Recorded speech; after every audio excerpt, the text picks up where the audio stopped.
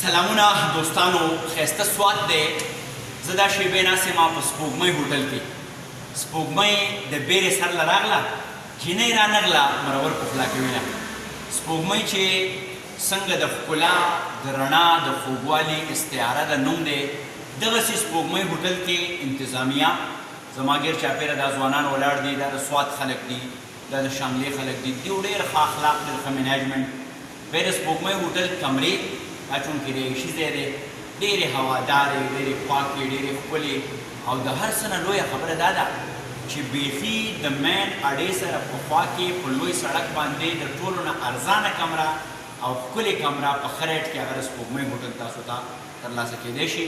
که تاسو راځئ د سوات سیلګرۍ له، ټوریزم له، نو راشئ د سپوږمۍ هوټل د دغه ښایسته کمرو نه، د دغه ښایسته ماحول نه خوند والئ. خدای دې وکړي چې په سوات کې روزګار وي، امن وي، او دلته خلک روان وي، دلته ژوندون آباد وي. یو چې د سوات چې سړی ولې موسم ښکلی دی او ښکلی دی، سم ښکلی دی، زما صنم ښکلی دی. خوشحاله راته اوسئ.